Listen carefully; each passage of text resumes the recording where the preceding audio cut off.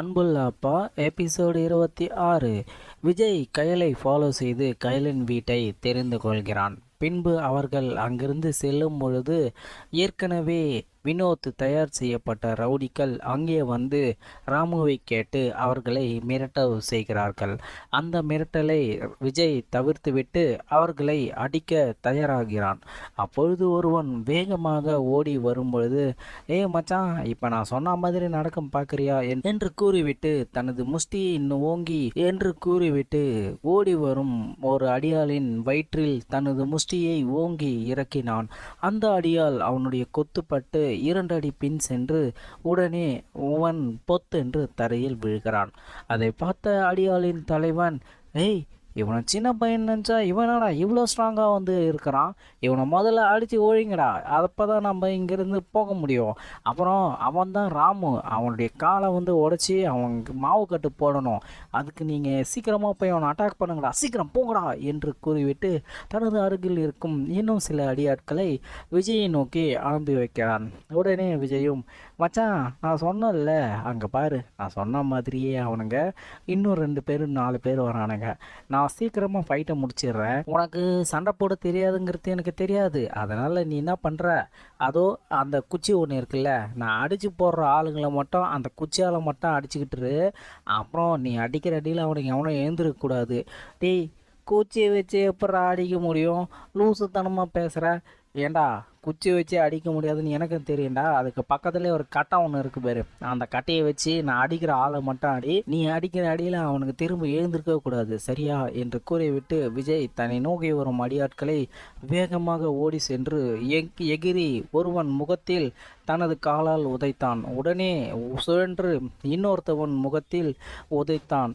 ஒரே நிமிடத்தில் 2 பேரையும் அவன் அடித்து கீழே தள்ளினான். அதை பார்த்த மற்றொருவன், இவன் குழந்தை வடியில் இருக்க குட்டிச்சாத்தான் போலடா, இந்த வயசில் வந்து 2 பேரை அடிக்கிற அளவுக்கு இவன் உடம்புல தெம்பு இருக்குதா, இந்த என்னால் நினச்சிக்கவே பார்க்க முடியல என்று தன் மனதில் நினைத்து கொண்டு விஜயை நோக்கி மீண்டும் ஒரு அடி எடுத்து வைத்தான். உடனே விஜய் கீழே குனிந்து அவனுடைய காலை எட்டி உதைத்தான். சற்றென்று தரையில் விழுந்து உருண்டான். அதை பார்த்த அடியாட்களின் தலைவன், இவன் குட்டிச்சாத்தான் தான் போல, உண்மையிலுமே இந்த அளவுக்கு வந்து சண்டை போடுறான், இவனுக்கு வந்து சண்டை போடுறதுலாம் யாரோ கற்றுக் கொடுத்துருக்காங்க, அதுவும் சின்ன பையன் அடித்து வந்து இவன் வீழறான், டேய் குண்டா, பக்கத்தில் நின்று பார்த்துக்கிட்டு இருக்குல்ல, அந்த பொடி பையனை போய் உன் கையால் நசுக்கி வந்து கொண்டுடுறா என்று கூறி அவன் அனுப்பி வைத்தான்.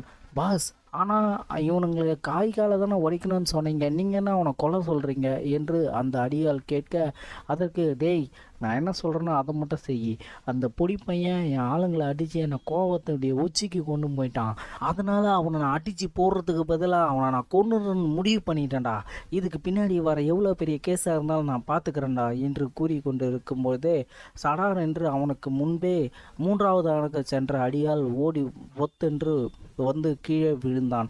அதை பார்த்து அந்த குண்டு மனிதனும், அண்ணே, நீங்கள் சொன்ன மாதிரியே நான் செஞ்சிடறேன் என்று கூறிவிட்டு தப்ப என்று நம் விஜயை நோக்கி ஓடி வந்தான். டேய், அங்கே பாருடா, ஒரு குட்டி யானை வந்து வேகமாக ஓடி வருது, இவனை பார்த்தாடா நீ பயந்த, இப்போ பாரு நான் என்ன பண்ணுறேன் என்று கூறிவிட்டு உடனே விஜய் ஓடி வரும் அந்த குண்டு அடியாளை பார்த்து, அண்ணா பொறுமா வாங்க, நான் எங்கேயும் ஓடிட மாட்டேன், இங்கே பாருங்கள், நீங்கள் ஓடி வரதுனால தரலாம் அதிருது, ஏற்கனவே மலை பிரதேசமாக நிலச்சரிவு எதுனா வந்துட போகுது என்று கூறும்போது அவனுக்கு கோபம் இன்னும் அதிகமானது.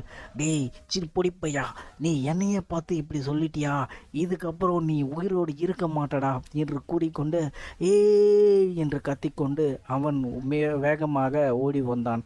விஜய் சட்டென்று அவன் ஓடி வருவதை பார்த்து சிரிக்க ஆரம்பித்தான். உடனே கீழே குனிந்து ஒரு சிறு கூழாங்கல்லை எடுத்து அவனுடைய கண் பகுதியை நோக்கி அடித்தான். அந்த கூழாங்கல் அவனுடைய கண் பகுதியில் பட்டு தெரித்தது. உடனே அவன் கண்ணை பிடித்து கொண்டு அழ ஆரம்பித்தான்.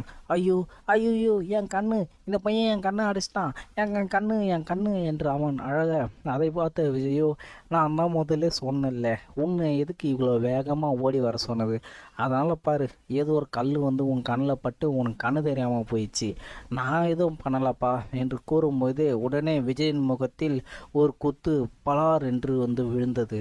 அதை பார்த்தவுடன், டேய் இங்கே பேசிக்கிட்டு இருக்கும்போது யாரா மேலே கை வைக்கிறது என்று திரும்பும்போது அந்த அடியாட்களின் தலைவன் அங்கே நின்று கொண்டிருந்தான்.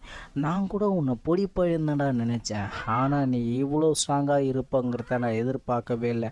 என்னுடைய ஆட்கள் எல்லாரையும் நீ சாதுரியமாக அடித்து போட்டுட்டில்ல, இப்போ நீ இங்கிருந்து எப்படி உயிரோடு போக போகிறடா என்று கேட்டுக்கொண்டு தனது பின்பகுதியில் இருந்து ஒரு பெரிய கத்தியை வெளியே எடுத்தான். அதை பார்த்த ராமுவும், ஏய் மச்சான் மச்சான், அவன்கிட்ட இவ்வளோ பெரிய கத்தி இருக்குதா, வாழ்க்கையில் முதல் முறையாக இவ்வளோ பெரிய கத்தியை பார்க்குறேன்டா.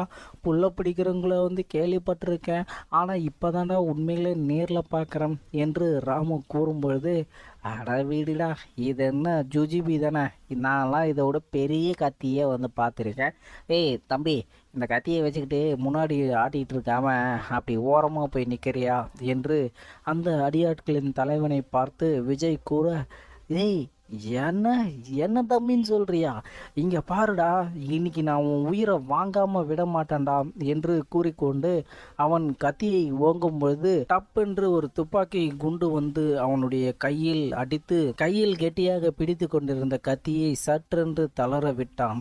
தன்னை சுற்றி சுற்றி பார்த்தான். தனது கையில் ரத்தம் வாய்ந்து கொண்டிருப்பதை அப்போதுதான் அவன் கவனித்தான். ஒரு நொடியில் இவையெல்லாம் நடந்தது. இங்கே என்ன நடக்குது, யார் இவனை இந்த கையில் என்னுடைய கையில் இருந்த கத்தி எப்படி கீழே விழுந்தது, என் கையில் என்ன ரத்தம் வருது என்று கூறிக்கொண்டு அவன் கையில் ஒரு புல்லட்டு துளையை பார்த்தான். என்னது புல்லட்டா, இவங்கிட்ட துப்பாக்கி வச்சிருக்கானா என்று விஜயை பார்க்க விஜயும் எதுவும் தெரியாது போல, ஏய் மச்சான் அங்கே பாரு, அவனுக்கு ஏதோ ஆயிட்டுக்குது போல், கையை வாங்கினான் வெட்டுறதுக்கு, பார்த்தா கத்தி கீழே ஓடிட்டு என்னவோ திருன்னு சுற்றி பார்த்துட்ருக்கான். அது மட்டும் இல்லை, அவன் கையில் பாரு ரத்தம் வழியுது என்று ராமுவை பார்த்து கூற, ராமுவும் ஆமாம் மச்சான், ஒருவேளை அவனே அவன் கையை வெட்டிக்கினானோ. டேய் நீ என்ன லூஸாடா, அவனே எப்படா அவன் கையை வெட்டிக்க முடியும், இதுக்கு பின்னாடி வேறு ஏதோ இருக்குது போல். ஆமாம் அடியாளங்கில், நீங்கள் உயிரோடு இருக்கணுமா இல்லை இறந்து போனோமா என்று கேட்க அவன் உடனே வலியை பொருட்படுத்தி கொண்டு, தம்பி நீங்கள் சொல்கிறது நான் எதுனாலும் செய்கிறேன்ப்பா, தயவு செய்துப்பா என் உயிரை மட்டும் என்கிட்ட கொடுத்துருங்க என்று கூறும்போது உடனே விஜய் தனது இரு கைகளை தூக்கி வேண்டாம் என்பது போல கையாட்டினான். சரி, உங்களுக்கு எதுவும் நடக்காது. ஆமாம் உன் பேர் என்ன, உன்னை பார்க்குறதுக்கு எனக்கு ரொம்ப பிடிச்சிருக்குது, அதனால் நீயே என் கூட இதுக்கப்புறம் இருந்துரு. இந்த லோக்கல் விஷயத்தெல்லாம் என்னால் டீல் பண்ணுறதுக்கு ரொம்ப கஷ்டமாக இருக்குது. உன் பேர் என்ன என்று கேட்க, பாஸ் என் பேர் கபாலி, நான் இங்கே தான் சின்ன வயசுலேருந்து ரவுடிசம் பண்ணிக்கிட்டு இருக்கேன், சின்ன கட்ட பஞ்சாயத்து அது மாதிரி விஷயந்தான் பண்ணிகிட்டு இருக்கேன். நீங்கள் கொஞ்சம் என் கருணை காட்டினதுக்கு ரொம்ப நன்றி பாஸ். என் கையில் இப்போ ரத்தம் வழிஞ்சிட்ருக்கு, இதுக்கு எதனா பண்ண முடியுமா என்று கேட்க, ரத்தம் தானே, இன்னும் கொஞ்சம் நேரத்தில் ஒரு கார் வரும், அதில் நீ காரில் ஏறிப்போ, அதுக்கப்புறம் நீ ஹாஸ்பிட்டலில் போய் ட்ரீட்மெண்ட் பண்ணிக்கிட்டு ஏன்னா அதுக்கப்புறம் ஸ்கூலில் பாரு. இதுக்கப்புறம் இந்த மாதிரி சின்ன விஷயத்தெல்லாம் பண்ணாத, உன்னை நான் அடுத்த லெவலுக்கு கொண்டு போகிறேன். ஆமாம், ராமு அடிக்க சொல்லி அந்த வினோத் உனக்கு எவ்வளோ காசு கொடுத்தான் என்று பாஸ், அவன் எனக்கு காசுலாம் அந்தளவுக்கு கொடுக்க மாட்டான் பாஸ், என்கிட்ட ஒரு வேலை சொல்லுவான், நான் அந்த வேலையை செஞ்சு முடிச்சதுக்கப்புறம் பேசின அமௌண்ட்லேருந்து கொஞ்சம் அமௌண்ட்டு தான் தருவான் பாஸ். என்ன, எனக்கு ரெகுலராக வேலை தரான், அதனால நான் அவனை பெருசாக எதுவும் இது பண்ணுறதில்ல பாஸ், அவன் கொடுக்குறத வாங்கிட்டு போயிட்டு இருந்தேன். சின்ன பசங்களை தானே நம்ம மிரட்டி உருட்ட போகிறோம், அதனால் எதுக்கு பெரிய அமௌண்ட்டுன்னு சொல்லிக்கிட்டு நானும் விட்டுட்டேன் என்று கபாலி கூற உடனே விஜய் சிரித்து கொண்டு, டேய் நீ எல்லாம் ஒரு ரவுடியாடா, ஆஃப்டர் ஆல் சின்ன பசங்களை மிரட்டிகிட்டு இருக்க, உன்னை போய் தேவையில்லாமல் ஒரு குண்டை வேஸ்ட் பண்ணிட்டேனே. சரி விடு, இதுக்கப்புறம் நம்ம பெரிய டீலிங் வச்சுக்கலாம். முதல்ல உன் காயத்தை ஆட்டிக்கிட்டு வா, அப்புறம் அந்த குண்டா ஒருத்தன் வந்தான்ல, அவனை எனக்கு ரொம்ப பிடிச்சி போச்சு, போர் அடிக்கிற நேரத்தில் அவன் கூட விளையாடணும் போல தோணுது. நீ என்ன பண்ணுற, அவனை எப்போதும் உன் கூடவே வச்சிரு சரியா, அப்புறம் ஒழுங்காக போயிட்டு சில வித்தைகளை கற்றுக்கணுவா, அப்போ தான் நாளை போல் பிழைக்க முடியும் என்று கூறிவிட்டு விஜய் திரும்பினான். அப்போது அவன் பேசி கொண்டிருப்பதை வாயடித்து பார்த்து கொண்டிருந்தான் ராமு. ஏ மச்சான், என்னடா பெரிய கேங் லீடர் மாதிரி என்னென்னவோ பேசிக்கிட்டு இருக்க? நீ என்னவோ அவன் சுட்டதா சொல்ற, ஒரு புல்லட்டு வேஸ்ட்டுன்ற. டேய், யாரு சாமி நீ? எங்கிருந்த இவ்வளோ நாளா? என் கூட இத்தனை நாளாக பழகிட்டு இருக்கியே, எனக்கு ஏதாச்சும் ஸ்கெட்ச் எதுனா போட்டு வச்சிருக்கியா? டேய், நான் எதனா தப்பு பண்ணிக்கிறதா கொஞ்சம் மன்னிச்சுக்க மச்சான், அவசரப்பட்டு என்னை எதுவும் பண்ணிடாதடா என்று கூற, ஹேய் மச்சான், நீ ஏன்டா கவலைப்படுற? நீ என் கையலுடைய அண்ணனா போயிட்டடா. அப்படின்னா என் மச்சானை நீ எதனா பண்ணுனா? மச்சான் மச்சான்னு சொல்கிற, ஏதோ பேர் தெரியாத பொண்ணை எனக்கு தங்கச்சின்ற. சரி, யார் யாருக்கோ நல்லது பண்ணுற. சரி, அடிக்க வந்தவனே உன் கூட வச்சுக்கிட்டேன், அப்போ நானும் உன் கூடவே இருந்துடுறேன். அப்போனா நல்லது நடக்குதான்னு பார்க்கலாம் என்று கூற, டேய், நீ தான் கண்டிப்பாக அடுத்த டோர்னமெண்ட்டுக்கு வின் பண்ணி உள்ளே போகிற. இது என்னுடைய வாக்குறுதி. நீ இதில் இருந்து நான் கொடுத்த வாக்கு என்றைக்கும் மீற மாட்டேன். அதனால் நம்ம டோர்னமெண்ட்டில் மட்டும் ஃபோக்கஸ் பண்ணுவோம். அப்புறம் கபாலி என்ன என்று கூப்பிடும் போது உடனே கபாலி வேகமாக ஓடி பாஸ் சொல்லுங்கள் பாஸ் என்று கேட்க, என்னை பாஸ்லாம் கூப்பிடுறதா இல்லை, ஒரு மாதிரி இருக்கு, நீ என்னை தம்பின்னு கூப்பிட்டுக்கோ. அப்புறம் நான் வினோத்துக்கிட்ட நான் சொல்கிற மாதிரியே சொல்லு என்று கூறிவிட்டு சில விஷயங்களை சொல்ல ஆரம்பித்தான். கபாலியிடம் விஜய் சொல்லப்போவது என்ன, அடுத்து டோர்னமெண்ட்டில் என்ன நடக்கப் போகிறது, இதை பற்றி தெரிந்து கொள்ள இணைந்திருங்கள். அன்புள்ள அப்பா, நான் உங்கள் RR கிங்ஸ் துரை.